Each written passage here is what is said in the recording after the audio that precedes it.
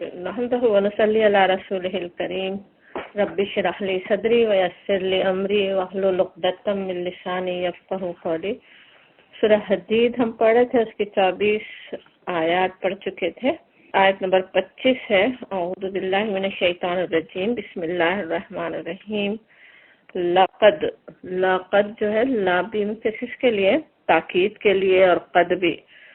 جیسے double امفسس، double تاکید، بے شک، ضرور، ارسلنا بھیجا ہم نے، رسولنا رسول کی جمع پلورل، نہ ہمارے اپنے رسولوں کو، ہمارے رسولوں کو بھیجا ہم نے، بالبیناتی بینات کے ساتھ بینات کے روشنیوں کے روشن نشانیوں کے ساتھ بھیجا، وانزلنا اور نازل کی ہم نے، معہم الکتابہ، مع ساتھ، ہم کا اشارہ رسول کی طرف ہے، رسولوں ان کے ساتھ، ان رسولوں کے ساتھ، الکتابہ کتاب، والمیزانہ اور میزان، لیقوم الناس، لی جو ہے تاکہ، لیے، کس لیے بھیجے ہم نے یہ کتاب میزان، اس لیے کہ وہ لیقوم الناس، تاکہ قائم رہیں لوگ، بالقسط انصاف پر، ساتھ انصاف کے، وانزلنا اور نازل کیا ہم نے، الحدید حدید لوہا، فی یعنی میں، ہی کا اشارہ حدید کی طرف، لوہے کی طرف، کہ اس میں، اس لوہے میں، فی بأس کہتے ہیں جیسے شدت کے لیے، شدید یا طاقت کے لیے بھی استعمال ہوتا ہے، قرآن میں کچھ جگہوں پہ جنگ کے لیے بھی استعمال ہوا، تو شدید اس میں طاقت ہے، ومنافع اور منافع، للناسی لوگوں کے لیے، اور لیعلم تاکہ جان لے اللہ، ولیعلم اللہ اور تاکہ اللہ جان لے، من ینصرہ کون مدد کرتا ہے اس کی، ورسلہ اور اس کے رسولوں کی، بالغیب غیب میں یعنی بغیر دیکھے، اللہ کو دیکھا نہیں ہے، بغیر دیکھے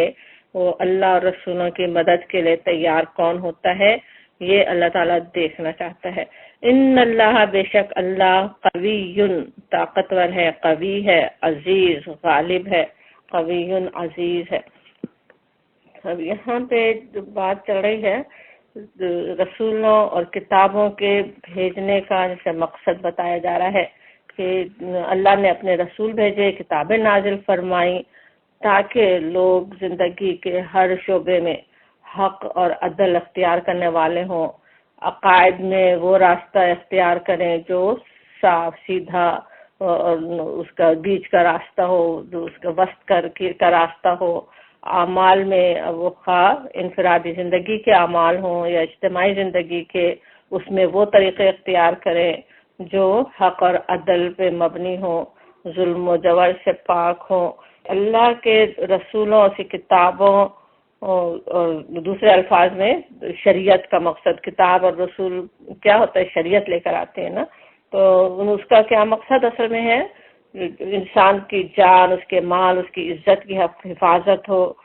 عدل اور انصاف کے ساتھ جس کا جو حق ہے اسے دیا جائے۔ اسی لیے کتاب کے ساتھ میزان اتارنے کی بات ہو رہی ہے، جو معہم الکتاب والمیزانہ، اور کتاب اس کے ساتھ ہم نے میزان اتاری۔ میزان اتارنا، میزان کہیں تو وہ ظاہر ہے جیسے انصاف کو قائم کرنے والی چیز۔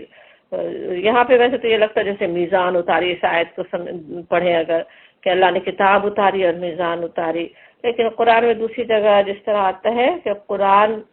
ہی جو نازل کیا گیا وہ انصاف قائم کرنے کے لیے نازل ہوا، جس طرح سورہ شورى کی آیت ہے، اللہ الذی انزل الکتاب بالحق والمیزان، اللہ ہی ہے جس نے اتاری کتاب حق کے ساتھ، جو فیصلے کے لیے میزان ہے، جو میزان ہے، وما یدریک لعل الساعة قریب، کہ کیا خبر کہ شاید قیامت کی گھڑی قریب ہی آ لگی ہو۔ قیامت قریب ہی ہے، دنیا چھوٹی سی ہے، امتحان ہے، اس میں امتحان کس چیز کا ہو رہا ہے کہ اس کتاب کا جو مقصد ہے، اللہ تعالیٰ نے رسول جس لیے بھیجے وہ عدل اور انصاف دنیا میں قائم ہو، وہ قائم ہوتا ہے، یعنی یہ دیکھنے اور سوچنے کی ضرورت ہے۔ اس کے بعد پھر یہ بات کہ اللہ تعالیٰ نے رسول بھیجے، رسولوں کے مقصد یہ کتابوں کا یہ مقصد صاف قائم ہو، لوگ اس پہ قائم رہیں، قسط پر قائم رہیں، اصل جیسے یہ مقصد ہے کہ انصاف رہے۔ اور ساتھ ہی اسی آیت میں، تو آیت ختم نہیں ہو رہی ہے، ساتھ ہی کہا جا رہا ہے وَأَنزَلْنَا الْحَدِيدَ، اور نازل کیا ہم نے لوہے کو، اور اس لوہے کے لیے کہا جا رہا ہے کہ وہ اس میں باسن شدید ہے۔ ایک تو پہلی چیز باسن شدید آ رہی ہے، اس میں سخت طاقت ہے، اس قسط کو قائم کرنے کے لیے جس طاقت کی ضرورت ہے وہ طاقت بھی اللہ تعالیٰ نے مہیا کی بندوں کو، باسن شدید اس میں رکھا۔ اور پھر وہی نہیں ہے بلکہ وَمَنَافِعُ لِلنَّاسِ، اور لوگوں کے لیے بہت سے فائدے بھی رکھے، اس کے منافع رکھے۔ اب لوہے کے لیے یہاں پہ لفظ آ رہا ہے وَأَنزَلْنَا، نازل کیا ہم نے۔ اب ویسے ہمارے سامنے تو زمین سے جیسے لوہا نکالا جا رہا ہے، تو اب اس کے لیے مفسرین ویسے یہ سمجھتے آ رہے تھے کہ اللہ کی طرف سے اس کی نعمت کے جیسے ہونے کا احساس دلانے کے لیے کہا جاتا ہے نا کہ انزل، اللہ نے نازل کیا، ہر چیز اللہ ہی کی طرف سے ہے نا، اللہ تعالیٰ نے عطا کی تو انسان کو مل رہی ہے، اللہ تعالیٰ کی عطا کردہ بتانے کے لیے جیسے انزلہ کا لفظ ہو، جس طرح سورہ زمر کی آیت نمبر 61 میں ہے وَأَنزَلَ لَكُم مِّنَ الْأَنْعَامِ ثَمَانِيَةَ أَزْوَاجٍ، اس نے تمہارے لیے مویشیوں کی قسم کے 8 نر و مادہ اتارے۔ اب وہ بھی زمین پہ پیدا ہوئے مویشی ہیں اور ان کے لیے وہاں انزل لکم، تمہارے لیے اللہ نے نازل کیے۔ تو اسی طرح یہاں بھی انزلنا سمجھا جاتا رہا نا کہ انزلنا الحدیدہ، لوہا اللہ تعالیٰ نے اتارا، تو یہ وہ بھی بات ہو ہی سکتی ہے۔ لیکن نئی تحقیقات جو آج انسانوں کے جو علم میں بات آ رہی ہے وہ یہ بھی ہے کہ لوہا اور اس کے قسم کی جو مضبوط دھاتیں ہیں وہ زمین میں نہیں بن سکتے تھے، بلکہ یہ دوسرے بہت بڑے، سورج سے بھی زیادہ بڑے اور گرم جو ستارے ہیں وہاں تیار ہوئے۔ اور آگ کہیں تو وہاں کی گرمی، آگ ہمیں پتہ ہے سورج ہی کتنا گرم ہے، اس سے بھی زیادہ گرم ستارے وہاں پہ وہ تیار ہوئے۔ پھر ان ستارے جب پھٹ پڑے اور پھر وہ اس کے جو شہاب ثاقب کی شکل میں زمین پر جیسے پہنچے، اللہ علم کہ کس طرح سے وہ انسانوں کی پیدائش سے بھی کتنے ہزاروں ملینوں سال پہلے وہ یہاں پہ اتارا گیا ہو لوہا، اس طرح دوسری جگہوں پہ تیار ہو کے یہاں آیا ہو، یہ بھی ہو ہی سکتا ہے۔ تو اور یہاں پہ بتایا یہ جا رہا ہے کہ یہ لوہا اللہ تعالیٰ نے اتارا۔ اب اس کا لوہے کے اتارنے کے بعد آیت کے پچھلے حصے کے ساتھ اگر ملا کے دیکھیں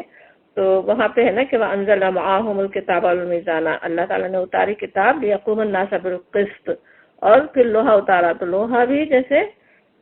قسط کے لیے، دنیا میں انصاف کو قائم کرنے کے لیے اللہ تعالیٰ نے اتارا۔ اور پھر کہا جا رہا ہے، اور دوسری طرح پھر اس آیت کو جیسے پڑھیں یہ سب مفہوم رکھ کر پھر آگے جو مفہوم ابھی ہم نے سمجھا کہ کیا بتایا جا رہا ہے، ان سب کو سامنے رکھتے ہوئے اس آیت کو ذرا دوبارہ اگر پڑھ کے دیکھیں اس کے کیا مفہوم بن رہا ہے کہ جیسے اللہ تعالیٰ کا فرمان ہے، ہم کی بات آ رہی نا، ہم نے نازل کیے، ہم نے رسول بھیجے بینات کے ساتھ، کھلی دلیلوں کے ساتھ۔ اچھا، بینات جو بات اب کہی گئی، بینات وہ کیا ہے؟ روشن نشانیاں، ہم نے اس کا ترجمہ کیا نا، کھلی نشانی۔ اب یہ بات ہے جو قرآن میں کئی جگہ دیکھتے بھی آ رہے ہیں کہ اللہ تعالیٰ نے جب اپنے رسول بھیجے ساتھ ہی ان کے ساتھ ہی ایسی واضح نشانیاں بھی بھیجی کہ انسان سمجھ لے کہ ہاں وہ اللہ کے رسول ہی ہیں۔ کچھ رسولوں کو معجزے دیے گئے، معجزے کھلے ایسے نہ بھی دیے گئے ہوں، تب بھی ان کے رسول کے اندر ہی جیسے نشانی ہوتی ہے، جو وہ بات کر رہے ہوتے ہیں، جس طرح ان کو ان کے قوم نے بچپن سے دیکھا ہوا ہوتا ہے کیسے وہ سچے دیانتدار اور کس طرح وہ سچی بات ہی کرنے والے ہیں، اور جو بات وہ پیش کر رہے ہیں وہ ایسی سچی باتیں، وہ ساری چیزیں بینات ہوتی ہیں نا، کھلی نشانیاں بھی اور کھلی ہدایات بھی، واضح ہدایات۔ انسان سنے تو سمجھ لے ہاں کہ یہی راستہ سیدھا ہے، یہی سیدھے راستے کی طرف لے جانے والی باتیں ہیں۔ تو وہ بینات کے ساتھ، کھلی دلیلوں کے ساتھ، روشنی کے ساتھ ہم نے بھیجا رسولوں کو، کتاب اور میزان اتاری تاکہ لوگوں کے درمیان انصاف قائم ہو، اور اتارا لوہا جس میں بڑا زور ہے اور لوگوں کے لیے منافع ہے، اور تاکہ اللہ جان لے کہ کون ہے اللہ اور اس کے رسولوں کی مدد کرنے والا غیب میں۔ یعنی اللہ کو دیکھے بغیر۔ اب سوچنے کی بات ہے کہ اللہ کو بندوں کی مدد کی ظاہر ہے کوئی ضرورت نہیں ہے نا، اپنے رسولوں کی مدد کے لیے بھی اللہ ہی کافی ہے۔ آج اللہ تعالیٰ چاہے اس کے ایک کن سے ساری دنیا اللہ کی بندگی کرنے لگ جائے، سارے انسان اللہ کی بندگی کر سکتے ہیں، دنیا میں اللہ کا دین قائم ہو سکتا ہے، وہ سب کچھ تو جاننے والا ہے، لیکن انسان کا اصل امتحان دنیا میں یہی ہے نا کہ اسی کے ذریعے پھر اس کا آخرت میں انجام ہونا ہے۔ کہ ایک امتحان یہ کہ اس کتاب کے ذریعے دنیا میں قسط قائم کرتے ہیں یا نہیں، انصاف قائم کرتے ہیں یا نہیں، تو اس کام میں مدد کرنے کے لیے پھر جو لوہا اتارا گیا، وہ لوہا جو ہے وہ ایک طرح سے طاقت کا سمبل بھی ہے نا، ہر باطل قوت سے مقابلے کے لیے بھی اس کی ضرورت ہے، ہر شیطانی طاقت جو مخالفت کر رہی ہو اللہ کے دین کی، اس سے مقابلہ کرنے کے لیے بھی اس کی ضرورت ہے، اور پھر دنیاوی طاقت بھی، دنیاوی ترقی، وہ سب بھی اس پہ ہی ڈیپینڈ کرتی ہے نا۔ ہر ترقی کے ہر چیز کے لیے، ہر کام کے لیے دنیا میں سوچیں، جو آج کتنا بڑے جیسے انقلاب دنیا میں آ رہے ہو، انڈسٹریل ریولوشن چل رہا ہو یا کمیونیکیشن کہاں سے کہاں پہنچ رہا ہو، یہ سب چیزیں کیا ہیں، کس پر ڈیپینڈ کر رہی ہیں نا، لوہے اور دھاتوں کی ضرورت ہے نا۔ یہ بڑی بڑی عمارتیں کھڑی ہوئی وہ فلک بوس عمارتیں آج انسان دیکھ کر اور انسان پراؤڈ ہو رہا ہو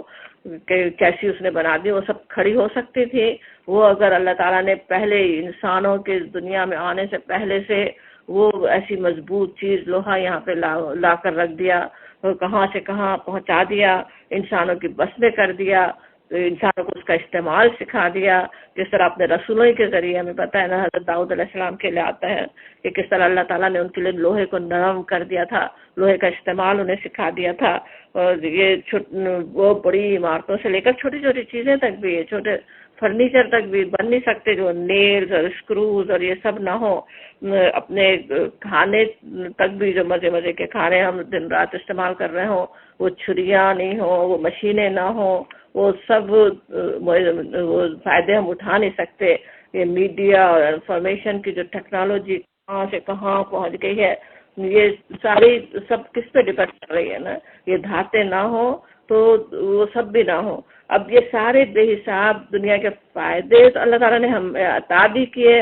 انسان کو اس کا استعمال بھی سکھایا، انسان فائدہ بھی اٹھا رہا ہے، پتہ نہیں کتنے نوری سال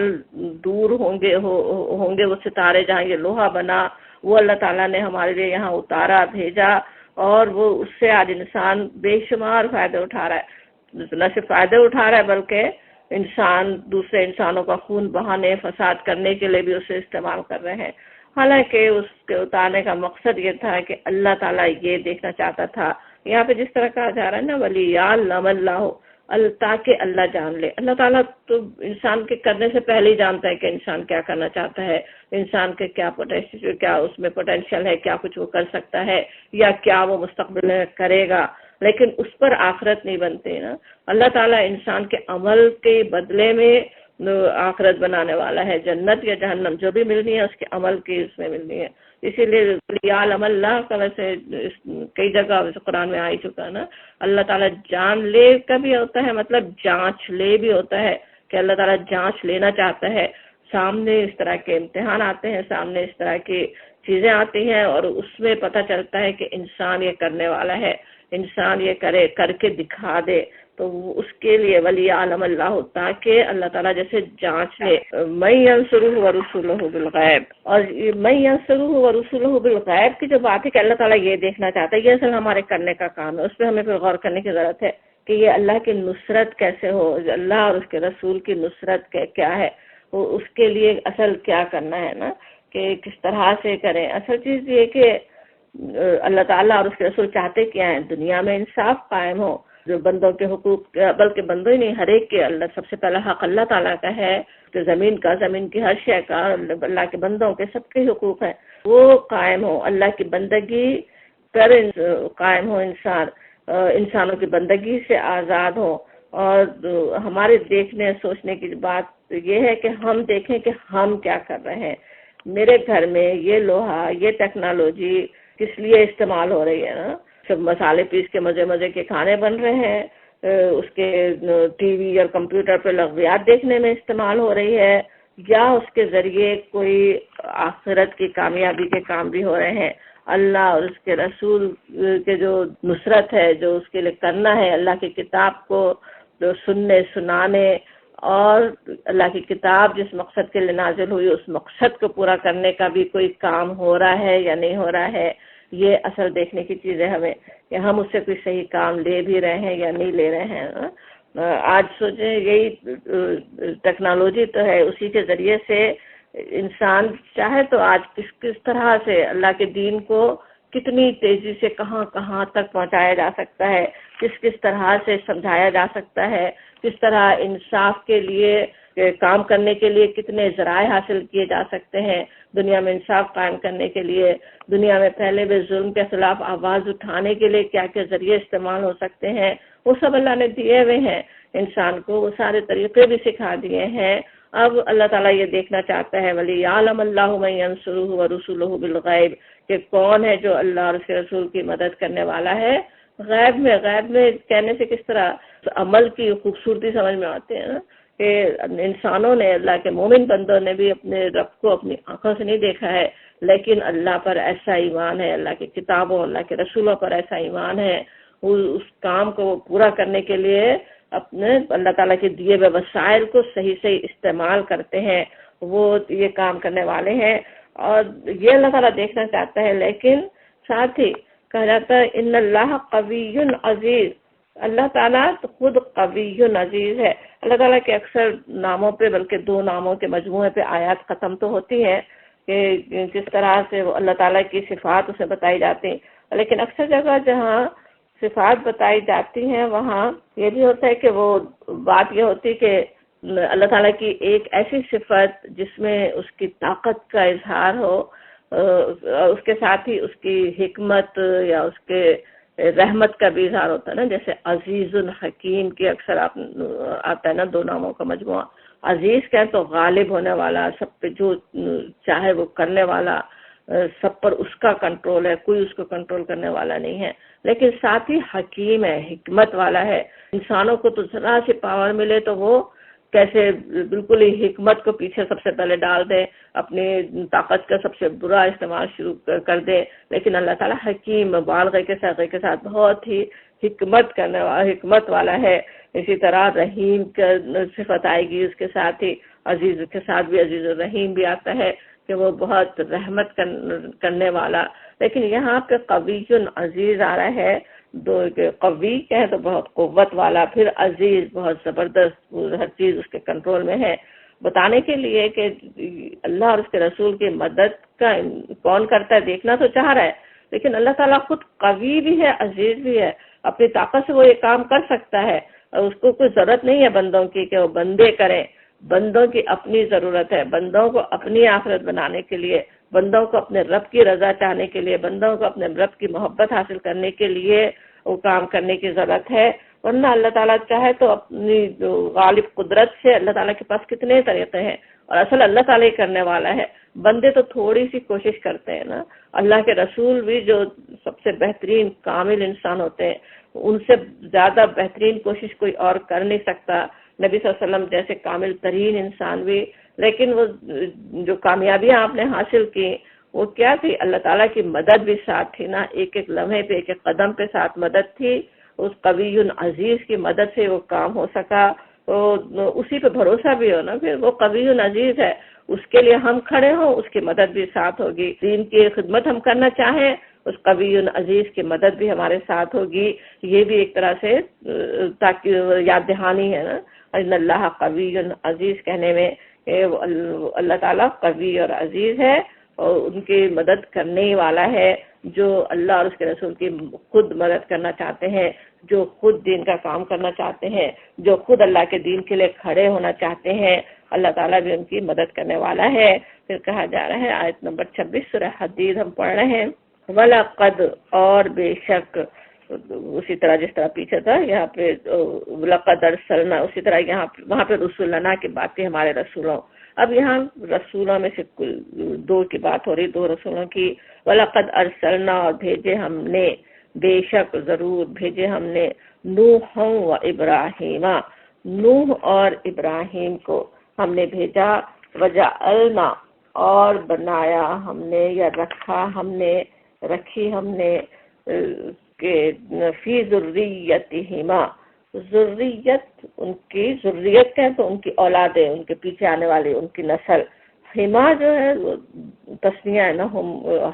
ہی ہو کا، کہ حضرت نوح حضرت ابراہیم علیہ السلام کی طرف اشارہ ہو رہا ہے، ہما ان کی ذریت میں، ان دونوں کی یعنی حضرت نوح اور ابراہیم علیہ السلام کی ذریت میں اللہ تعالیٰ نے نبوت رکھ دی، والکتاب اور کتاب، فمنہم پھر ان میں سے، فمنہم محتد کوئی ہدایت پر ہے، وکثیر منہم فاسقون اور اکثر ان میں سے فاسق ہے، فاسق ہے یعنی اطاعت سے نکلے ہوئے ہیں، اللہ کے اطاعت سے نکل گئے، کچھ ایسے بھی ان میں ہیں۔ اب یہاں تمام انبیاء کی تاریخ کا حوالہ پیچھے تھا، اور اب اس میں سے پھر کہا جا رہا ہے کہ رسولوں کے تمام رسولوں کے نام نہیں بتائے جا رہے، بلکہ 2 رسولوں کے ناموں کی تصریح ہو رہی ہے کہ حضرت نوح اور حضرت ابراہیم علیہ السلام، کس وجہ سے ان کا ذکر ہو رہا ہے۔ حضرت نوح علیہ السلام کی حیثیت تو جیسے آدم ثانی بھی کہا جاتا نا انہیں، کہ انہی کی اولاد سے ساری نسل چلی آگے، اس سیلاب میں سب جیسے تباہ ہوئے، پھر نوح علیہ السلام کے ساتھ جو کشتی میں بیٹھے انہی کی نسل دوبارہ چلی، ان کی خدمات بھی کیسی ان کی ہیں، اتنے 950 سال تک وہ اللہ کے دین کے لیے کیسی خدمت کرتے رہے، کس طرح سے وہ کوشش کرتے رہے، اور پھر حضرت ابراہیم علیہ السلام بھی وہ ہیں جن کی نسل سے پھر آگے نبوت چلتی رہی، تو ان دونوں کے ذکر سے ہی کیا ہوا، نبوت کے تمام سلسلوں کا ذکر ہو گیا ہو، جیسے تمام رسولوں کا ذکر ہو گیا ہو، اسی لیے یہاں پر کہا جا رہا ہے کہ ان کی ذریت میں ہم نے نبوت رکھ دی، پھر نبی بھیجے، نبی آتے رہے، اور کتاب بھیجی۔ اللہ تعالیٰ نے تو ہدایت دینے کا پورا انتظام کیا، یہاں انسانوں کو امتحان کے لیے بھیجا، لیکن پوری رہنمائی کی، نشانیاں دنیا میں بھی رکھی، اور ساتھ ہی پھر اپنے انبیاء اور رسول کیسے پہ در پہ آتے رہے نا، اور پھر ان کے ساتھ کتاب، شریعت، پوری رہنمائی، راستہ دکھا دیا گیا کہ کیا کرنا ہے، کون سا راستہ کامیابی کا راستہ ہے، کون سا راستہ جہنم کی طرف لے جانے والا راستہ ہے، وہ سب بتا دیا گیا۔ اور ان کی اولادوں نے پھر کیا کیا، کچھ تو ان میں سے محتد ہوئے، کچھ ہدایت پر ہے، اور کوئی ان میں سے فاسق ہے، وَكَثِيرٌ آتا ہے بلکہ وَكَثِيرٌ مِّنْهُمْ فَاسِقُونَ، اور بہت سے ان میں سے فاسق ہیں۔ اکثریت کو آج وہ معیار نہیں بنائے کہ بہت سارے لوگ جو کام کر رہے ہیں وہی صحیح ہو، بہت سارے فاسق بھی ہو سکتے ہیں، بہت سارے نافرمان بھی ہیں، انہی کی اولادوں میں سے ہیں، انبیاء کی اولادوں میں سے ہی ہیں، لیکن کچھ نے تو ہدایت کو اختیار کیے رکھا، لیکن بہت سے بھٹک بھی گئے، بہت سے پھسل بھی گئے، بہت سے ان میں سے فاسق بھی ہو گئے۔ اور پھر کہا جا رہا ہے ثم پھر قفینا علی آثارہم، اور بھیجے ہم نے ان کے قدموں پر، ان کے آثار پر، برسولنا اپنے رسول، وقفینا اور پیچھے بھیجا بعیسی ابن مریم، عیسیٰ ابن مریم کو، وآتیناہ الانجیل اور دی ہم نے اس کو انجیل، وجعلنا اور بنایا ہم نے، ڈال دیا ہم نے، فی قلوب الذین اتبعوہ، قلوب میں ان کے دلوں میں، الذین وہ لوگ، اتبعوہ جنہوں نے اتباع کیا اس کا، ہو کا اشارہ کس طرف ہے،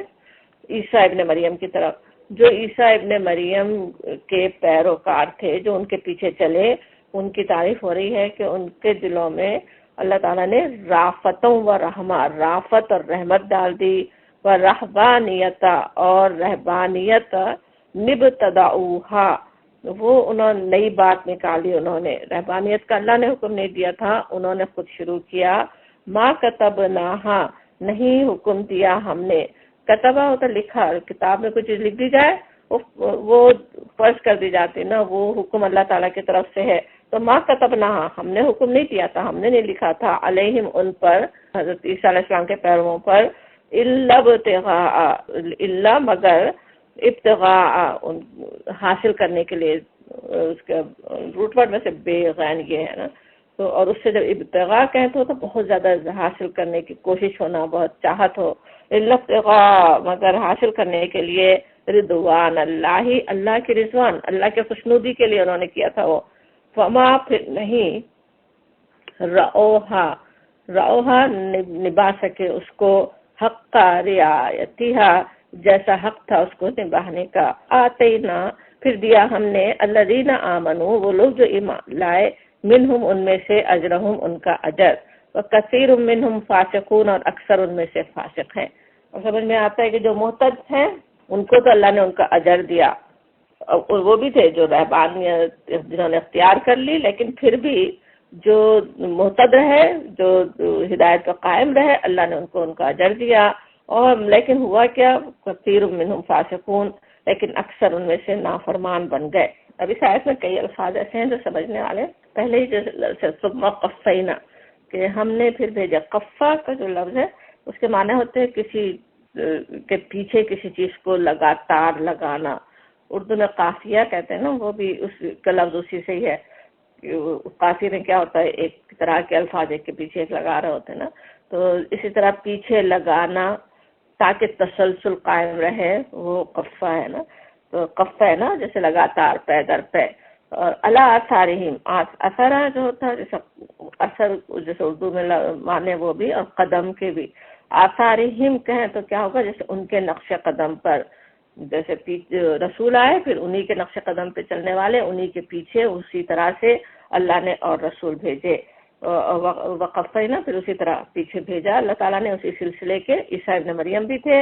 اور ان کو انجیل دی، اور پھر ہم نے ان کے دلوں میں جو ان کا اتباع کر رہے تھے رافت اور رحمت رکھ دی. رافت کا جو لفظ ہے کسی کی جیسے تکلیف دیکھ کر دل بھر آنا، رقت طاری ہونا، اس پر ترس کھانا. رعوف کا لفظ استعمال ہوتا ہے نا، نبی صلی اللہ علیہ وسلم کے لیے بھی استعمال ہوا قرآن میں. مومنین پر آپ بہت شفقت کرنے والے ہیں، ان کے لیے مہربان ہیں. اللہ تعالیٰ کے بھی ناموں میں ہے رعوف الرحیم، کہ رقیق القلب کے لیے معنوں میں استعمال ہوتا ہے. کسی کا جیسے دکھ دیکھ کر اسے دور کرنے کی فکر کرنا، وہ رافت ہے. تو یہاں ان کا آ رہا ہے کہ ان کے دلوں میں رافت رکھ دی و رحمت اور رحمت رکھ دی، یعنی بہت ہی مہربان قسم کے لوگوں کے کام آنے والے، مہربانیاں کرنے والے، اس طرح کے وہ لوگ تھے جو سچے پیروکار تھے عیسیٰ علیہ السلام کے. اور پھر یہ جو بات کہی جا رہی ہے وہ بہت سوچنے اور سمجھنے کی ہے. رہبانیت، رہبانیت کا لفظ ویسے دیکھیں تو رہبہ سے ہے. رہبہ کے معنی اردو میں ڈرنا لکھ دیا جاتا، لیکن اس کے معنی ہوتے ہیں ایسا خوف جس میں اضطراب اور احتیاط شامل ہو. اور اسی سے پھر راہب کا جب لفظ بنائے تو اس کے معنی جو اصطلاح میں استعمال ہوتے ہیں گوشہ نشین، عبادت گزار، یعنی وہ اتنا اللہ تعالیٰ کی رضا کے لیے اتنا پریشان ہے کہ دنیا کی لذتوں کو چھوڑ کر ایک اللہ کی عبادت کے لیے بیٹھ گیا ہے نا. تو رہبانیت کہیں تو دنیا کی لذتوں کو چھوڑ دینا. اور اس کے لیے آ رہا ہے کہ وہ رہبانیت نبتدعوہا، نبتدعوہا کا جو لفظ ہے بدعا سے. بدعا ہوتا ہے جیسے پہلی بار کسی چیز کا بنانا، بالکل نئی چیز بنانا جس کے پہلے مثال نہیں ہے، اور وہ بالکل انوکھی چیز بنانے والا. اسی سے اللہ تعالیٰ کے نام بھی ہے نا بدی. بدی کا نام ویسے اکثر بدی اس سماوات والارض کے ساتھ قرآن میں آتا ہے کہ وہ ایجاد کرنے والا، آسمانوں زمین کو بنانے والا اسی سے. لیکن پھر ابھی آگے ہم بدعت انشاءاللہ اور بات کرتے ہیں. جو ٹرم ہے یہ تو لفظی معنی ہوئے نا، زبان عربی زبان کے میں بدعا کے کیا معنی ہیں، وہ یہ کہ نئی چیز بنانا. پھر لیکن اس سے جو بدعت کا لفظ اصطلاح میں استعمال ہوتا ہے شریعت کی ایک خاص معنوں میں وہ استعمال ہوتا ہے نا، تو اس پہ ابھی غور کرتے ہیں. لیکن اس سے پہلے آیت میں جو دوسرے اور الفاظ آ رہے ہیں وہ دیکھ لیں. ما كتبناها علیہم الا ابتغاء، مگر حاصل کرنے کے لیے اللہ کے رضوان. فما رعوها، رعوها کا جو لفظ ہے رعا، کسی چیز کی حفاظت کرنا، بیرونی خطرات سے اسے بچانا، اسی سے رائی کا لفظ آتا. رائی کس کو کہتے ہیں؟ چرواہے کو. محافظ کو بھی کہا جا سکتا رائی، کہ کسی چیز کی حفاظت اچھے طور پہ کرنا، دھیان رکھنا، وہ رعا ہے. عہد یا ذمہ داری کو نبھانا، اس کی فکر کرنا. تو اب یہاں آ رہا ہے کہ انہوں نے نئی چیز ایجاد کی اور کی تو اچھے مقصد سے تھی. اللہ تعالیٰ اس کو ناراض نہیں ہے کہ انہوں نے کیوں کی، لیکن غلط چیز کیا کی کہ فما رعوها حق رعایتها، پھر انہوں نے اس کا حق ادا نہیں کیا جیسا رعایتها، جیسا کہ اس کا حق تھا ادا کرنا، جیسا چاہیے تھا. کسی بھی چیز کا انسان نیت کر لے، نظر مان لے، اچھا کام کرنا چاہے تو پھر اس کو کرنا بھی ہوتا ہے نا. پھر اس کا انہوں نے حق ہی ادا نہیں کیا، اور کس طرح حق ادا نہیں کیا اس کے لیے بڑی تفصیل انہوں نے تفہیم میں ویسے لکھی ہوئی ہے، اور وہ جاننا چاہے تو دیکھ بھی لے. لیکن اس کے علاوہ بھی آج ہمیں بھی پتہ ہی ہے کیا کچھ ہوتا رہا ہے نا. اپنے اوپر انہوں نے شادی کو حرام کر دیا، بغیر شادی کے رہنا ہے. ان کی عبادت گاہیں جو ہیں وہ کس طرح سے اس میں کیسے کیسے گناہ اور کس طرح سے وہ ہوتے رہے نا. کتنے بالکل ہی یہ بھی آتا ہے تاریخ میں کہ ان کے عبادت گاہوں کے جو تہ خانے تھے وہ حرامی بچوں کی جیسے قبرستان بنے ہوئے تھے. تو وہ یعنی حق ادا اس کا پھر وہ کیا نہیں. انسان فطرت سے لڑنا چاہے تو ناکام بھی ہو سکتا ہے نا. ایسے نیک بھی بندے تھے جنہوں نے حق ادا بھی کیا، جو انہوں نے طے کیا تھا رہبانیت کا اس پہ قائم رہے، وہ نیک انسان رہے. مگر ایسے بھی تھے بہت سے جو پھسلے کہ کثیر منہم فاسقون، بہت سے نافرمان بھی بن گئے. اور جنہوں نے حق ادا کیا اللہ تعالیٰ نے ان کو ان کا اجر عطا کیا، پھر دیا ہم نے. جو لوگ ایمان لائے ان میں سے ان کا اجر ان کو تو دے دیا گیا، لیکن جو فاسق ہے ظاہر ہے پھر ان کا کیا انجام ہونا ہے وہ انسان خود جانتا ہے، سوچ لے. اب یہاں پہ جو بات آ رہی ہے اس میں یہ آیت بہت ہی بدعت کی حقیقت کو سمجھنے میں بڑی مدد دینے والی ہے. اور بدعت کے بارے میں آج کل جتنا علم پھیل رہا ہے، جس کی وجہ سے اور زیادہ سوالات انسانوں کے ذہن میں ہے نا کہ بدعت کیا ہے کیا نہیں. جس طرح آج کئی طرح کی باتیں سننے میں آ رہی ہوتی ہیں نا، کیا حرام ہے، کیا وہ چیز غلط ہے، وہ دعا ایسے کرنا غلط، تو اس طرح سے کرنا نہیں صحیح ہے، کون سی چیز بالکل سنت کے خلاف ہے، کون سی چیز نہیں ہے. اس میں کئی الجھنیں بھی انسانوں کے ذہن میں پیدا ہو رہی ہیں نا. تو ویسے بھی شروع سے بھی چلا ہی آ رہا ہے کہ بدعت کسی نے کچھ چیزوں کو بدعت سمجھا، کچھ اسی کو نیکی سمجھ کے کر رہے ہوتے ہیں. تو اس میں کیا کون سا راستہ صحیح ہے، ظاہر ہے ہم اس پوزیشن میں تو نہیں ہے کہ ہر ایک کا ہم فیصلہ کریں، لیکن تھوڑا سا جاننے کی کوشش کریں کہ ہے کیا بدعت کی حقیقت کیا ہے. بدعت جیسا بھی ہم نے مانے اس کے سمجھے کوئی نئی چیز بنانا، اور اس میں ٹرم ہے جو اس کی شریعت کی، اس میں جو بدعت جس کو کہا گیا وہ ایک طرح سے سنت کی بالکل اپوزٹ چیز ہے نا. ایک تو ہے کہ اللہ کی کتاب ہے، پھر اللہ کی کتاب پہ عمل کر کے نبی صلی اللہ علیہ وسلم نے ہمیں بتا دیا وہ سنت ہے. اور جو چیز سنت میں نہیں تھی پھر اس کو کوئی ایڈ کرتا ہے، کوئی نئی چیز بتاتا ہے، وہ بدعت ہے نا. اب اس کے بارے میں جو احادیث ہمیں ملتی ہیں اس میں سے جیسے مشہور حدیث ہے مسلم اور نسائی میں آنے والی، ہر بدعت گمراہی ہے اور ہر گمراہی آگ میں لے جانے والی ہے. تو یہ بہت جامع حدیث ہے، اس کی بہت کچھ اس میں سمجھنے کی چیز ہے کہ کون سی بدعت وہ ہے جس کو گمراہی کہیں، اور جو گمراہی کا پھر انجام بھی پتہ ہے کہ وہ آگ میں لے جانے والی ہے نا. اس کے لیے ہم دیکھتے ہیں کہ شروع سے صحابہ کرام کے زمانے سے اس کے بارے میں مختلف پوزیشن لینے والے تھے نا. بدعت ایک تو بہت ہی محتاط لوگ بھی ہیں گزرے جو ہر نئی چیز کو بالکل کہیں کہ وہ بدعت ہے وہ نہیں ہونی چاہیے نا. جیسے امام مالک کا قول آتا ہے، یعنی دین میں اگر کوئی امام مالک ہی کا ہے یا کسی اور کا صحیح مجھے بھی یاد نہیں ہے، لیکن یہ بات کہ کوئی اگر دین میں نئی بات داخل کرتا ہے تو وہ ایک طرح سے نعوذ باللہ نبی صلی اللہ علیہ وسلم کو جیسے بلیم کر رہا ہو کہ آپ نے پوری بات نہیں بتائی یا کچھ کمی رہ گئی تھی دین میں جو وہ اب شامل کر رہا ہے نا. حالانکہ حقیقت یہ ہے کہ اللہ تعالی جیسے قرآن میں آتا نا الیوم اکملت لکم دینکم واتممت علیکم نعمتی، کہ آج ہم نے تمہارا دین تمہارے لیے پورا کر دیا، اپنی نعمت تم پہ تمام کر دی. تو دین تو مکمل ہے. دین اللہ تعالی نبی صلی اللہ علیہ وسلم کو اللہ تعالیٰ نے قیامت تک کے لیے بھیجا، پورا دین دے دیا. اس دین اب اس میں کوئی اس میں تبدیلی کرنے کی ضرورت نہیں ہے نا کہ اس کو اپ ڈیٹ کیا جاتا رہے وہ کوئی دوسری دنیاوی چیزوں کی طرح کی چیز نہیں ہے، انسانوں کی بنائی ہوئی چیز کی طرح کی چیز کہ اس میں اپ ڈیٹ کی ضرورت پڑے اور اسے بدلتے رہنا پڑے. وہ تو دین مکمل ہی ہے، مکمل طریقے سے اللہ تعالیٰ نے نازل کر دیا. اور اسی کے لیے ہم دیکھتے ہیں کہ بدعت یہ ہے کہ کچھ یعنی بالکل یعنی جو حرام جس کو کہتے ہیں، جو بدعت حرام ہے، جو گمراہی جس کو کہا گیا حدیث میں، جو آگ میں لے جانے والی چیز ہے، وہ بدعت کون سی ہے؟ جو کتاب اور سنت کے خلاف ہو نا. بات جو بالکل کتاب اور حدیث میں، کتاب اور سنت میں جو شریعت جو ہمیں ملی ہے اس کے خلاف کوئی بات شامل کر دی جائے، دین میں شامل کر دی جائے، وہ اصل میں بدعت ہوگی نا. جیسے کہ لفظی معنی ہم نے بدعت کے سمجھے، اس میں کوئی بھی تبدیلیاں ہو رہی ہوں، کوئی نئی چیزیں ہو رہی ہوں، وہ ہر ایک بدعت اصل میں حرام نہیں ہے. یہ بات سمجھنے کی ہے کہ ایک تو بات وہ بھی کہ جو دنیاوی معاملات ہیں جیسے نا، اس میں ظاہر ہے کہ وہ اس کو دین نہیں سمجھا جا رہا ہے، کوئی دنیا کے معاملے ہیں اور وہ ظاہر نئے نئے طریقے انسان اختیار کر سکتا ہے، اسے بدعت نہیں کہا جا سکتا نا. بدعت اس وقت ہوگا جب اسے اس میں شامل کر دیں، دین کا ریچول بنا دیں، اس کو دین کا حصہ بنا دیں، اس کو یہ سمجھیں کہ اس کے بغیر دین مکمل نہیں ہو رہا ہے، تب وہ بدعت ہوگا نا. ورنہ ایسی چیز جس سے جو کتاب و سنت کے خلاف نہیں پڑ رہی ہے، کتاب و سنت پہ عمل ہی کرنے کے لیے کچھ چیزوں کو انسان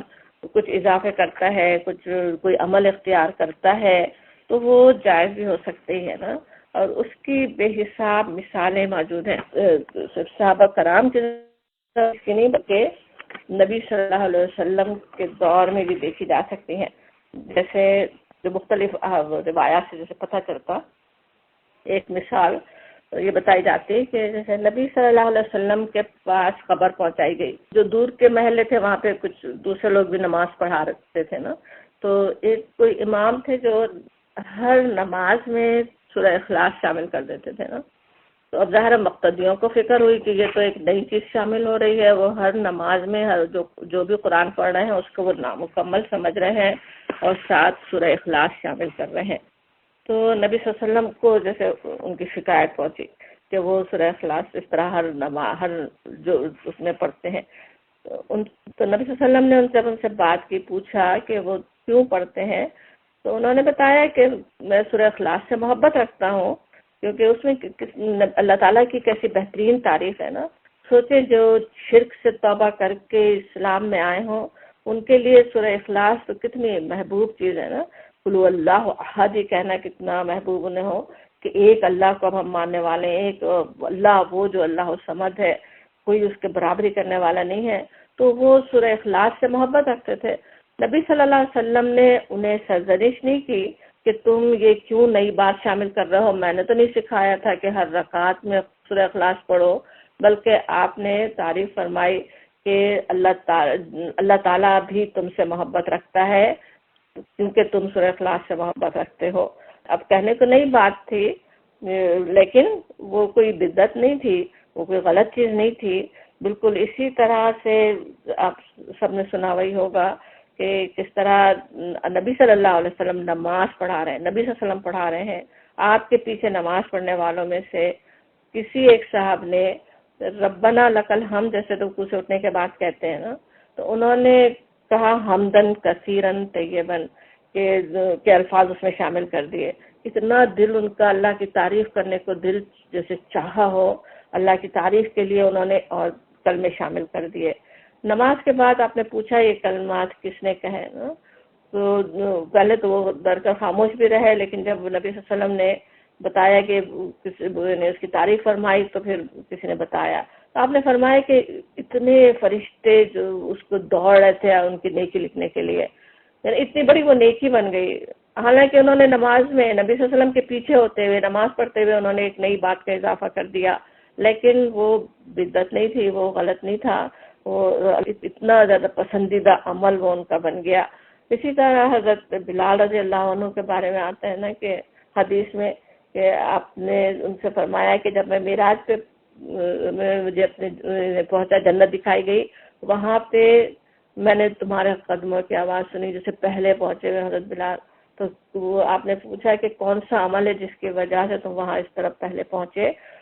بلال کہتے ہیں کہ ویسے تو نہیں معلوم، لیکن ایک بات ہے کہ میں جب وضو کرتا ہوں تو ساتھ فوراً ہی 2 نفل بھی پڑھ لیتا ہوں.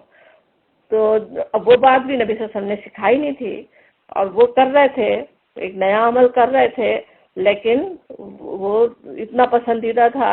کہ اس کی وجہ سے جیسے جنت میں پہنچنے کی خوشخبری انہیں ملی ہو نا. اسی طرح کی اور بھی کئی مثالیں ہیں جو نبی صلی اللہ علیہ وسلم کے دور کی بھی. اس کے سورہ فاتحہ کو کسی نے سمجھا کہ کس طرح وہ شفا ہے اس میں، حالانکہ نبی صلی اللہ علیہ وسلم نے نہیں بتایا تھا. آپ پوچھتے کہ تمہیں کہاں سے پتہ چلا؟ وہ اپنے تجربے سے انہوں نے اس کو سمجھا کہ وہ شفا پہنچانے والی چیز ہے. تو اس طرح بدعت کا ہمیں تصور ہمیں سمجھ میں آتا ہے نا کہ کیا ہے اور کون سی چیز جو بدعت نہیں ہے. اور سب سے بڑی مثال جو ایک بدعت کہنا یعنی اس کے زبان کے لحاظ سے جو بدعت ہے، اس کی جو سب سے بڑی مثال ہے، جو بہترین نیا طریقہ جو ایجاد ہوا، وہ تراویح کا ہے نا. نبی صلی اللہ علیہ وسلم نے کے دور میں کبھی بھی یہ نہیں ہوا کہ رمضان کے ہر رات میں اس طرح تراویح ہو. صرف 1-2 دفعہ ایسا ہو گیا کہ آپ نفل پڑھ رہے ہوں اور آپ کے پیچھے لوگ جمع ہوئے، لوگوں کو بہت مزہ آیا، آپ دوسرے دن آپ گھر میں ہی بیٹھ گئے، واپس نہیں آئے، اندر باہر ہی نہیں آئے اس طرح نفل پڑھنے کے لیے. نبی صلی اللہ علیہ وسلم کے اس عمل میں حکمت تھی کہ ان پہ فرض نہیں ہو جائے امت پہ وہ نماز، کہ اگر آپ پڑھائیں گے تو ظاہر امت فرض ہی سمجھ لے گی، تو اپنے اوپر ضرور اس کو لازم کر لے گی. تو آپ نے نہیں پڑھائی. لیکن حضرت عمر رضی اللہ عنہ کے زمانے میں ایک دفعہ آپ مسجد آئے رمضان کے رات میں اور دیکھا کہ کئی لوگ اس طرح سے نمازیں الگ الگ پڑھ رہے ہیں، اس طرح نوافل پڑھ رہے ہیں. تو آپ نے سوچا کیوں نہیں میں ان سب کو ایک ساتھ جمع کر دوں. آپ نے فرمایا کہ کیوں نہ میں تم سب کو ایک ہی امام کے پیچھے جمع کر دوں، اور اس سے تراویح کا طریقہ شروع ہوا نا. اور اس وقت سوچیں حضرت عمر رضی اللہ عنہ کے دور میں کتنے صحابہ کرام موجود تھے، کسی نے اعتراض نہیں کیا کہ یہ کیا نئی بدعت شروع ہو رہی ہے. اور اس طرح جب وہ طریقہ شروع ہو گیا، حضرت عمر رضی اللہ عنہ دیکھ کر خوش ہوتے ہیں کہ یہ کیسی بہترین بدعت ہے جو ہم نے اختیار کی کہ سب مل کر نفل پڑھ رہے ہیں ایک جگہ میں. اب اسی سے پھر ہم یہ سمجھ سکتے ہیں آج جو ہم اختلافات آپس میں کر رہے ہوتے ہیں، بحثیں کرتے ہیں کہ 8 پڑھنا چاہیے یا 20 پڑھنا چاہیے، دونوں ہی سنت سے کچھ وہ نہیں ہے، سنت کا طریقہ نہیں ہے. دونوں چیزیں نفلی ہے. اللہ تعالیٰ کی رضا حاصل کرنے کے لیے جو جتنی پڑھتا ہے اللہ تعالیٰ قبول فرمانے والا ہے. تو وہ ایک بہترین مثال ہے جس سے سمجھ میں آتا ہے کہ ہر نئی چیز شامل کرنا کوئی غلطی نہیں ہے. اسی طرح جمعے کے لیے 2 اذانیں بھی نبی صلی اللہ علیہ وسلم کے دور میں نہیں ہوتی تھیں. حضرت عثمان رضی اللہ عنہ نے اس کی ضرورت محسوس کی کہ لوگوں کو اطلاع دینے کے لیے کہ بازار میں اعلان ہو جائے، لوگ اس کو کاروبار لپیٹ کے نماز کی تیاری شروع کریں. اب وہ اعلان کیسے ہو؟ اس کے لیے انہیں اذان کا طریقہ سب سے بہترین لگا، تو وہ اذان پہلے دی جانے لگی ہے خطبے سے تھوڑا پہلے. تو اس طرح سے وہ طریقہ شروع ہو گیا. اس وقت بھی کتنے صحابہ کرام موجود تھے، تو کوئی اس کے خلاف کھڑا نہیں ہوا کہ یہ کیا طریقہ شروع ہو رہا ہے نا. تو لیکن ساتھ ہی ہمیشہ سے ایک محتاط طبقہ بھی امت میں رہا ہی ہے کہ جو اس کے دین کی اشاعت کے لیے اگر کوئی بھی نیا طریقہ شروع ہوا ہو تو اسے غلط سمجھا گیا. خود ابتدائی دور میں حضرت امام مالک بھی کتنے شروعی دور کے ہیں نا، اور انہوں نے بھی ایک قرآن میں نقطے زیر زبر لگانے کو بھی وہ غلط سمجھتے تھے نا کہ وہ بدعت ہے. لیکن اب آج ہمیں کس قدر شکر کرنے کی ضرورت ہے نا کہ وہ طریقہ ان کا فتویٰ پہ عمل نہیں ہوا. ہم عربی زبان سے ناواقف ہوتے ہوئے بھی آج قرآن پڑھ سکتے ہیں، بلکہ حقیقت یہ ہے کہ عربی زبان جاننے والوں کے لیے بھی قرآن پڑھنا اس کے بغیر آسان نہیں ہوتا ہے، بلکہ کتنے مختلف لہجوں کی وجہ سے معنوں میں کیسے کیسے اختلافات، کیسی کیسی الجھنیں پیش آ جاتی ہیں اگر وہ اعراب نہیں لگا دیے جاتے. اور یہ بھی سنا وہی ہوگا کہ اپنے مسلمان کس طرح ایک عرصے تک پریس کوئی بدعت سمجھتے رہے نا اور حرام سمجھتے رہے. کس طرح آبادی بڑھ رہی تھی اور اللہ تعالیٰ نے اس لیے یہ سکھائے طریقے انسانوں کو کہ وہ اس طرح سے چھاپ لیں پریس کے ذریعے سے. اور مسلمان کتنا پیچھے رہ گئے نا، قرآن کی اشاعت، دینی کتابوں کا پھیلانا کتنا اس کی وجہ سے پیچھے ہوا. اگر اس وقت ہی وہ نہ سمجھا جاتا تو اور کتنا آگے یعنی پھیل سکتا تھا نا. اسی طرح لاؤڈ اسپیکر کو ایک عرصے تک بدعت اور حرام سمجھا گیا. اب سوچیں آج اس کی اصلاح نہیں ہوتی تو مسلمان کہاں ہوتے. دین اللہ کے بندوں تک پہنچانے کے لیے کتنی بہترین چیز ہے اس کے ذریعے سے، مائک کے ذریعے سے. بلکہ یہ ساری آج جو ٹیکنالوجی ہے وہ اگر استعمال نہ ہو تو اس طرح دین پھیل ہی نہ سکے. احتیاط کرنے والے تو ایسے بھی محتاط رہے کہ وہ ٹوٹی کے لوٹے کو، فاسٹ، نل، پائپ تک کو بھی بدعت سمجھا گیا کہ نہیں، جس طرح حضور نے کیا تھا اس سے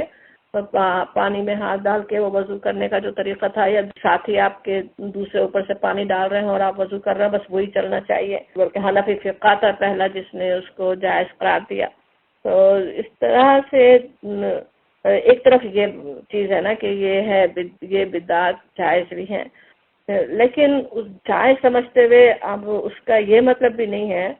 کہ جیسے آج ایک گروہ ہے مسلمانوں کے اندر بھی سمجھ رہے ہوں کہ زمانے کے لحاظ سے اسلام کو بس بدلنے کی ضرورت ہے. ہر ایک سوکھار جو مسلم ہو بغیر کسی علم کے اسلام کو جدید بنانے کی کوشش کرنے لگ جائے اور ایسی چیزیں اسلام میں داخل کر دے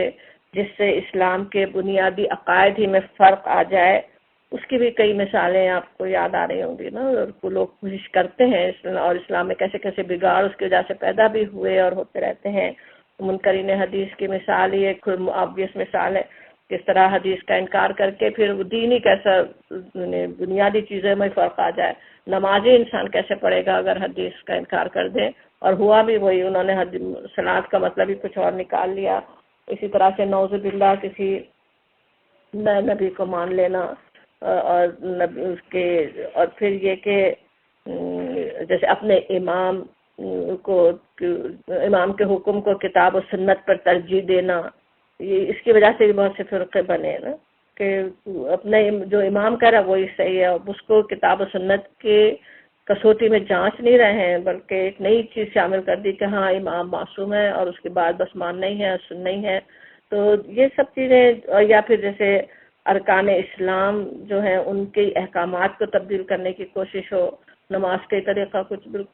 سے کچھ بنا دیں، زکوٰۃ کو کچھ بنا دیں، یا اسی طرح کی دوسری چیزیں. تو یہ وہ بدعات ہیں جس کے بارے میں نبی صلی اللہ علیہ وسلم نے متنبع کیا نا، جو حدیث ہم نے شروع میں یاد کی تھی. اور اس میں احتیاط بھی ہے، بھی کرنے کی بھی ضرورت ہے.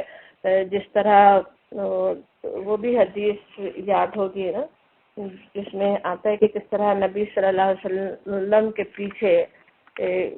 کچھ لوگ آئے، اور اس کے بخاری اور مسلم کی روایت ہے کہ ایک صاحب نے کہا کہ جیسے نبی صلی اللہ علیہ وسلم کا پوچھا کہ کیا آپ کے طریقے، اور پھر انہوں نے خود سے طے کر لیا کہ اچھا وہ ہمارے لیے تو اور زیادہ عبادتوں کی ضرورت ہے. ایک صاحب نے کہا کہ میں ہمیشہ ساری رات نماز پڑھوں گا. تو اب یہ بات نبی صلی اللہ علیہ وسلم کا طریقہ نہیں ہے کہ وہ آپ سوتے بھی تھے اور نماز بھی پڑھتے تھے. اور کوئی اگر اپنے لیے سوچ لے تو اگرچہ وہ ایسا نہیں ہے کہ کوئی گناہ کی چیز ہو، لیکن اس کو اس وقت نبی صلی اللہ علیہ وسلم کے ہوتے ہوئے نبی صلی اللہ علیہ وسلم کے علم میں یہ بات آئے اور آپ اس کو اگر اپروو کر دیتے تو سوچے آج انسان کتنی مشکل میں پھنس جاتے نا کہ وہ ہر ایک سوچے کہ اچھا وہی بہترین طریقہ ہے کہ پوری رات نماز پڑھے. اور دوسرے نے کہا میں ہمیشہ روزہ رکھوں گا، کبھی ناغہ نہیں کروں گا. اب یہ ایک اور اپنے آپ کو مشکل میں ڈالنے والی بات. تیسرے نے کہا کہ میں کبھی شادی نہیں کروں گا اور عورت سے کوئی واسطہ نہیں رکھوں گا. شادی نہیں کرنا ایک جو حکم اللہ نے نہیں دیا اب خود سے ایک یعنی ترک کر دینا. اللہ تعالیٰ نبی صلی اللہ علیہ وسلم نے فرمایا ہے کہ نکاح میری سنت ہے، نکاح من سنتی، اور وہ اس کو ترک کرنے کا انہوں نے سوچ لیا. تو رسول اللہ صلی اللہ علیہ وسلم نے ان کی یہ باتیں سنی تو فرمایا کہ اللہ کے قسم میں تم سے زیادہ اللہ سے ڈرتا ہوں اور اس سے تقوی کرتا ہوں، مگر میرا طریقہ یہ ہے کہ روزہ رکھتا بھی ہوں نہیں بھی رکھتا، راتوں کو نماز بھی پڑھتا ہوں اور سوتا بھی ہوں، اور عورتوں سے نکاح بھی کرتا ہوں. تو جس کو میرا طریقہ پسند نہ ہو اس کا مجھ سے کوئی واسطہ نہیں. یہ یاد رکھنے والی بات ہے نا، فمن رغب عن سنتی فلیس منی. نبی صلی اللہ علیہ وسلم فرماتے ہیں کہ جسے میرا طریقہ پسند نہیں وہ مجھ میں سے نہیں. تو نبی صلی اللہ علیہ وسلم نے اب اتنی سختی سے کیوں منع کیا؟ تینوں چیزوں میں سے کوئی بھی ایسی نہیں کہ بہت گناہ کی چیز ہو، لیکن اپنے اوپر خواہ مخواہ جیسے مشکل ڈالنے والی بات تھی نا. اور اگر یہ اتنے مشکل میں اپنے آپ کو ڈال دے تو پھر انسان اس کا جس طرح ان کا یہاں پہ اس آیت میں بتایا جا رہا ہے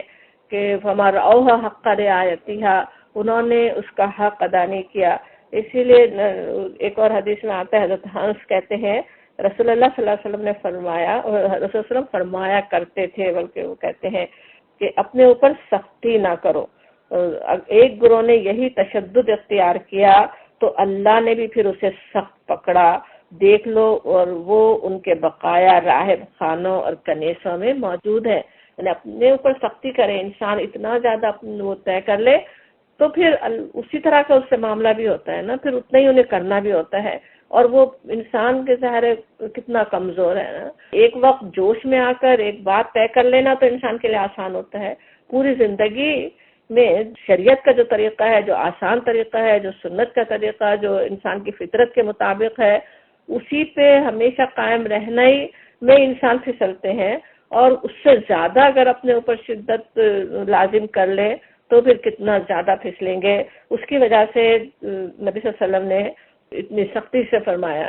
کہ اس فمن رغبہ عن سنتی فلیس منی، جسے میری سنت کا طریقہ پسند نہیں اس کا مجھ سے واسطہ نہیں. تو انسان کی بہتری تو اسی میں ہے. انسان کے لیے بہتر چیز تو یہی ہے کہ وہ سنت پہ چلتا رہے نا، سنت کو اختیار کرے، سنت کے مطابق عمل کرے. وہی چیز گمراہی سے بچانے والی ہے نا، ورنہ انسان گمراہی میں جا سکتا ہی ہے، جیسا کہ حدیث میں پتہ چل رہا ہے. اور اب یہاں پہ ہم دیکھتے ہیں کہ جیسا کہا گیا کہ انہوں نے اختیار کی رہبانیت اللہ کی رضا حاصل کرنے کے لیے. تو اگرچہ یہاں یہ نہیں کہا جا رہا کہ انہوں نے غلط کام کیا، لیکن حدیث میں ہمیں پتہ چلتا ہے کہ اسلام میں لا رہبانیتن فی الاسلام کہا گیا. مسند احمد کی حدیث ہے کہ اسلام میں کوئی رہبانیت نہیں. اللہ کے خوشنودی کی طلب کے طریقے ہمیں ہماری عبادتوں میں بتا دیے گئے. ابتغاء رضوان اللہ ہمیں بھی کرنے کی ضرورت ہے. ذکر نوافل بھی سکھا دیے گئے، تہجد کے طریقے بتا دیے گئے. فرائض ادا کریں اور پھر جو سنت میں جو طریقے جو بتائے گئے اللہ کی رضا حاصل کرنے کے لیے وہ اختیار کرے انسان نا. اور اس میں پھر ایک بات جو یاد رکھنے کی ہے وہ یہ کہ جس طرح پہلے بھی ہم بات کر رہے تھے نا کہ شریعت میں کوئی نئی چیز داخل کرنے کا نام بدعت ہے. دنیاوی معاملات میں قرآن و سنت کی روشنی میں کچھ چیزیں حرام ہو سکتی ہیں، کچھ حلال، کچھ مکروہ، کچھ جائز، کچھ ناجائز. لیکن ایسا نہیں کہ اسے بدعت کہیں نا. دوسری کئی چیزیں جیسے اب نئی نئی ڈرگس نکل رہی ہوں، نشہ آور چیزیں نکل رہی ہوں، وہ حرام ہیں، اس سے بچنے کی ضرورت ہے. لیکن دوسری معاشرتی چیزیں ہیں جیسے برتھ ڈے کی مثال سب سے عام ہے. اس سے اگر ریچول نہیں بنا دیا گیا، کوئی اسلام میں نہیں داخل کر رہا برتھ ڈے کو، اسے شریعت نہیں سمجھ رہا ہے، اس میں کچھ غلط چیزیں تو ہو سکتی ہیں، فضول خرچی ہو رہی ہو، اس میں فحش کام کیے جا رہے ہوں، کوئی اور غلط چیزیں ہو رہی ہوں، ایک دوسرے پہ اسے بڑھ بڑھ کے تقریبات کر کے پیسہ خرچ کر کے لوگوں کے لیے مشکل بن رہے ہوں، وہ ساری چیزیں غلط جو ہیں وہ غلط ہوں گی. لیکن اس کو بدعت نہیں کہا جا سکتا کہ وہ بدعت پہ شامل ہو رہی، کوئی بھی اسے دین میں نہیں شامل کر رہا. اسی طرح سے اور بھی چیزیں جیسے نکاح کی دعوت، اس کے کھانے کو بھی بدعت سمجھتے بھی ہیں نا لوگ. تو اس میں بھی حالانکہ بات اصل وہی ہے کہ اگرچہ سنت نہیں ہے لیکن ایک معاشرتی طریقہ ایک بنا ہوا ہے، ایک نام ایک وقت کا ہے. اگر اس میں جو فضول خرچی ہو رہی ہو، لڑکی والوں پہ خواہ برڈن ڈالے جا رہے ہوں، مطالبے اس کے لیے ہو رہے ہوں، ان غلط چیزوں پہ تو اعتراض ہو سکتا ہے. اور اگر لوگ اسے نکاح کا ہی حصہ بنا دیں کہ اس کے بغیر نکاح نہیں ہو سکتا جب تک کہ وہ دعوت نہیں ہو، کھانا نہیں کھلایا جائے، تو تب تو وہ غلط ہوگا، تب تو وہ بدعت بن جائے گا. لیکن اس کے علاوہ کوئی سوشل ایونٹ ہے، اپنی مرضی ہے کسی کی، کوئی ظاہر ہے لوگ دور سے آ رہے ہیں خوشی میں شریک ہونے کے لیے، ان کو کھلانے کی ضرورت ہے، کھانا کھلایا تو اسے بدعت کہنا بھی زیادہ ہی شدت والی بات ہے نا. تو اس کی اصلاح ہونی چاہیے، جو اس میں غلط چیزیں ہیں اس کی اصلاح ہو جائے. اب اسی طرح سے پھر اب قرآن خوانی اور مولود کو بھی لینے کی ضرورت ہے. اگر وہ غلط طریقے سے کریں، اسے اسلامی عبادات میں شامل کر دیں، ریچول سمجھیں، تو وہ بدعت ہو سکتے ہیں نا. اللہ کی خوشنودی کی طلب میں، نبی صلی اللہ علیہ وسلم کی محبت میں جمع ہو کر آپ پر درود و سلام بھیجنا، اسے بہت سے علماء نے جائز رکھا۔ بدعات کے بارے میں جو بہت ہی محتاط علماء تھے، اس کو بالکل غلط سمجھنے والے بھی مولود کو غلط سمجھ رہے ہوں، وہ بھی جیسے شیخ الاسلام ابن تیمیہ ہیں، ان کا کہنا یہ کہ میں اسے صحیح نہیں سمجھتا جو طریقے لوگ کر رہے ہیں مولود کے لیے، لیکن میں امید کرتا ہوں کہ جو اللہ کی رضا حاصل کرنے کے لیے کر رہے ہیں، اللہ تعالیٰ ان سے راضی ہو جائے۔ یہ ایسا بہترین وہ ہے نا اس کا سوچنے کا انداز کہ اختلافات پر بات کرنا، اپنے موقف کو صحیح سمجھنا، اس کے لیے دوسروں کو پٹ ڈاؤن کرنا، وہ انسان کی کمزوریوں میں سے ہے۔ اس وجہ سے اس معاملے میں ایک تو ہمیں یہ بھی سمجھنے کی ضرورت ہے کہ بہت زیادہ سوال و جواب، بحث مباحثے کرنے کے بجائے ہر ایک کو اپنے عمل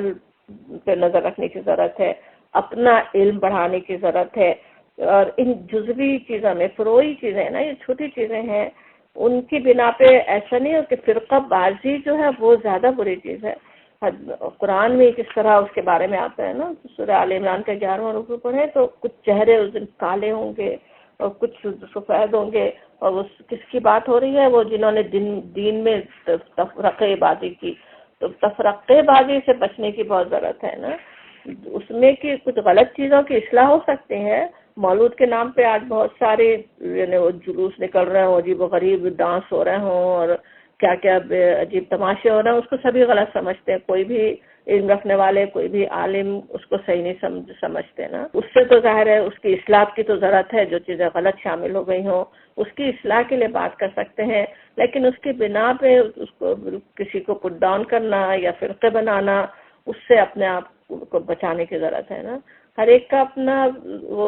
سوچ ہے، کس طرح سے وہ اپنے رب کی رضا حاصل کرنے کے لیے کوشش کر رہا ہے، اس میں غلطیاں بھی انسان کر سکتے ہیں۔ ہمیں اپنے آپ کو غلطیاں، جس کو ہم غلطی سمجھ رہے ہیں اس سے اپنے آپ کو ہم ضرور بچائیں، لیکن تفرقہ بازی سے بھی اپنے آپ کو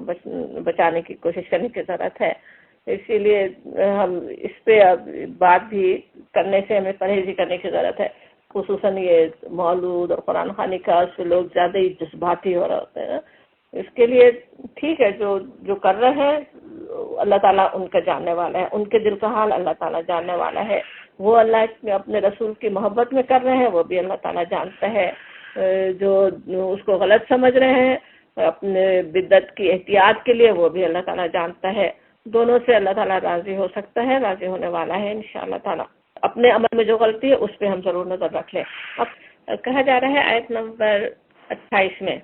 یا ایھا الذین آمنوا، اے لوگو جو ایمان لائے ہو، اتقوا اللہ، اللہ سے ڈرو۔ اب یہ سب بتانے کے بعد اب آخر میں سورہ حدید، عظیم سورہ ختم ہو رہی ہے نا، اب اس میں ایمان لانے والوں کو خطاب کر کے نصیحت کیا ہو رہی ہے؟ اتقوا اللہ، اللہ کا تقوی اختیار کرو۔ تقوی کے معنی سب کے ذہن میں ہیں، کس طرح اپنے آپ کو اپنے اللہ کی رضا کے لیے، اپنے اللہ کی خوشنودی کے لیے گناہوں سے بچانے کی کوشش کرنا۔ وَآمِنُوا وَبِرَسُولِهِ، اور ایمان لاؤ اس کے رسول پر، اللہ کے رسول پر ایمان لانا ضروری ہے۔ یہ نہیں کہ ہمارا اللہ سے تعلق ہے یا ہم پچھلے نبیوں کو مانتے ہیں، نہیں، اب نبی صلی اللہ علیہ وسلم کی آمد کے بعد آپ پر ایمان لانا ضروری ہے۔ یؤتکم، دے گا تم کو، کفلین کہ تو دو گنا، دو حصے، من رحمتی ہی، اپنے رحمت سے، وَيَجْعَلْ لَكُمْ نُورًا، اور کر دے گا تمہارے لیے نور، روشنی، تمشون بھی، تم چلو گے اس پر، وَيَغْفِرْ لَكُمْ، اور بخش دے گا تمہیں، وَاللَّهُ غَفُورٌ رَحِيمٌ، اور اللہ بخشنے والا اور مہربان ہے۔ اب یہاں بھی جو یا ایھا الذین آمنوا کا خطاب ہے وہ زیادہ تر مسلمانوں سے ہوا، وہی سمجھا گیا کہ یہاں بھی اسی طرح مومنوں سے خطاب ہے، مسلمانوں سے خطاب ہے، لیکن پیچھے ہی کیونکہ حضرت عیسیٰ ابن مریم کی بات آ رہی تھی تو اس کی وجہ سے کسی نے یہ بھی سمجھا کہ یہاں بھی خطاب ان سے ہو رہا ہے، ان سے کہا جا رہا ہے کہ وہ اگر ایمان لائیں، نبی صلی اللہ علیہ وسلم پر ایمان لائیں تو ان کے لیے دوہرا اجر ہے۔ اس کے لیے ان کے پاس دلیل بھی ہے، جیسے سورہ قصص کی آیات ہے، آیت نمبر 52-54، جس میں کہا جاتا ہے الذین آتیناہم الکتاب من قبلہ ہم بہ یؤمنون، ہم نے اس سے پہلے یعنی اس قرآن سے پہلے بھی کتاب جن لوگوں کو دی تھی وہ اس پر ایمان لانے والے ہوں گے، یعنی اس قرآن پہ ایمان لائیں گے۔ وَإِذَا يُتْلَىٰ عَلَيْهِمْ قَالُوا آمَنَّا بِهِ، جب وہ اس کو پڑھتے ہیں تو کہتے ہیں کہ ہم ایمان لائے اس پر، انہ الحق من ربنا، بے شک یہ حق ہے ہمارے رب کی طرف سے، انا کننا من قبل ہی مسلمین، اور ہم تو پہلے ہی سے مسلم تھے۔ اولئک یؤتون اجرهم مرتین بما صبروا، ان کا یہ لوگ ہیں جن کا اجر انہیں دو گنا ملے گا، 2 مرتبہ ملے گا ان کے صبر کی بنا پہ، ان کے صبر کے بدلے میں۔ تو وہاں جیسے ان سے بات ہے نا کہ وہ اہل کتاب کے لیے دوہرا اجر ہے، لیکن دوہرے اجر کی بات صرف انہی کے لیے بھی نہیں ہے، قرآن میں مومنوں کے لیے بھی بات آتی ہے کہ جو ایمان لائیں ان کے لیے کیسا اجر ہے۔ سورہ سبا میں کہا جاتا وما اموالکم ولا اولادکم بالتی تقربکم عندنا زلفی الا من آمن وعمل صالحا فاولئک لهم جزاء الضعف بما عملوا وهم فی الغرفات آمنون، کہ کہا گیا کہ یہ تمہاری دولت اور تمہارے اولاد نہیں ہے جو تمہیں ہم سے قریب کرتی ہو، ہاں مگر جو ایمان لائے اور نیک عمل کرے یہی لوگ ہیں جن کے لیے دوہری جزا ہے، جزاء الضعف، اور وہ بلند و بالا عمارت میں اطمینان سے رہیں گے۔ تو ان کے لیے بھی ہے، تب اسی لیے مفسرین یہاں پہ یا ایھا الذین آمنوا کو دونوں طرح لیتے ہیں، کچھ نے مسلمانوں سے خطاب سمجھا، کس نے نصارہ سے خطاب سمجھا۔ اللہ کی کتاب سے ہر ایک کے لیے ہے نا، جو پڑھ رہا ہو اس کتاب کو جس وقت وہی اس کا مخاطب ہو سکتا ہے، کہ وہ ان کے لیے اللہ نے جو اللہ کے رسول پہ ایمان لائے، خواہ وہ پہلے کسی اور پہ رکھتے تھے یا وہ جو اہل ایمان ہے جو وہ اللہ کے رسول پر ایمان لائے، ان کے لیے کہا جاتا ہے دوہرا اجر، اور کہا جا رہا ہے ان کے لیے نور اللہ تعالیٰ نے رکھ دیا۔ نور کی بات ہم سورہ حدید میں کس طرح شروع سے دیکھتے آ رہے ہیں نا، کہ کس طرح اللہ تعالیٰ نے نور اتارا، کہیں کہا گیا کہ هو الذی ينزل علی عبدہ آیات بینات لیخرجکم من الظلمات الی النور، سورہ حدید کی آیت نمبر 9 تھی۔ اللہ نے بینات آیات بینات نازل کی تمہیں اندھیروں سے نور کی طرف نکالنے کے لیے، اور پھر کہا گیا کہ یوم تری المؤمنین والمؤمنات، تم دیکھو گے مومنین اور مومنات کو، یسعی نورہم بین ایدیہم و بایمانہم، کہ دوڑ رہا ہوگا، وہاں پہ قیامت کا حال تھا کہ وہ نور ان کے آگے ان کے بائیں دوڑ رہا ہوگا، اور وہی نور وہ کس کو ملے گا وہاں پہ قیامت کے دن، نور کس کو ملے گا جو یہاں پہ اس نور کی روشنی میں چلتا تھا۔ جو وہ بات یہاں ہو رہی ہے کہ ہم کر دے گا، اللہ تعالیٰ نور بنا دے گا، جو ایمان لائے اللہ پہ، اللہ کے رسول پہ، ان کو نور مل جاتا ہے، روشنی مل جاتی ہے، ہدایت مل جاتی ہے، اور وہ اس پہ اس نور پہ وہ چل رہے ہوتے ہیں، اور پھر کہا جا رہا وَيَغْفِرْ لَكُمْ، اور اللہ تعالیٰ انہیں بخش دے گا، وَاللَّهُ غَفُورٌ رَحِيمٌ، اور اللہ بخشنے والا مہربان ہے۔ اور کہا جا رہا ہے اللہ تاکہ یا علامہ جان لے اہل الکتاب، اہل کتاب، اللہ یقدرون علی شیء من فضل اللہ، کہ نہیں وہ قدرت رکھتے کسی چیز پر اللہ کے فضل سے، وان الفضل بید اللہ، اور یہ کہ فضل اللہ کے ہاتھ میں ہے، یؤتیہ من یشاء، دیتا ہے اس کو جس کو چاہتا ہے، واللہ ذو الفضل العظیم، اور اللہ بڑے فضل والا ہے، بہت فضل کرنے والا ہے۔ اور یہاں پہ یہ آیت ویسے جو ہے نا کہ تاکہ جان لے اہل کتاب کہ وہ قدرت نہیں رکھتے اللہ کے فضل پہ۔ اب یہ جو تعصب تھا نا کہ اہل کتاب میں کہ ان پر ہی اللہ کا فضل ہے، نبوت انہی کے پاس آنی ہے، اب کسی اور کے پاس آئی ہے تو حسد میں مبتلا ہو گئے ہیں، تو اس کے لیے کہا جا رہا ہے کہ وہ تاکہ جان لیں، انہیں پتہ چل جائے اللہ تعالیٰ نے آج رسول بھیجا، ان کی روشنی میں آج اہل ایمان چلنے والے ہیں، اور اہل کتاب کو پتہ چل جائے، اندازہ ہو جائے کہ وہ اللہ کا فضل صرف انہی کے لیے نہیں ہے، وہ نہیں قدرت رکھتے کسی چیز پر اللہ کے فضل میں سے، اللہ کے ہاتھ میں ہے فضل، اللہ جس کو چاہے دے، وہ ذو الفضل العظیم ہے، وہ بہت فضل کرنے والا ہے۔ تو ایک طرح سے یہاں پہ کیسی نصیحت بھی ہو رہی ہے نا ان الفاظ میں کہ اہل کتاب آج اپنے اس حسد اور تعصب کو چھوڑ کر اللہ کے رسول پر ایمان لائے، اللہ تعالیٰ انہیں بھی نور عطا فرمانے والا ہے، انہیں بھی فضل عطا فرما سکتا ہے، وہ بھی فضل، وہ اللہ تعالیٰ جو ذو الفضل العظیم ہے اس کے فضل کو وہ بھی پا سکتے ہیں، اور اگر کے بجائے وہ حسد اور تعصب میں رہے، خود اپنے آپ کو اللہ کے فضل سے محروم کریں گے۔ تو وآخر دعوانا الحمدللہ رب العالمین۔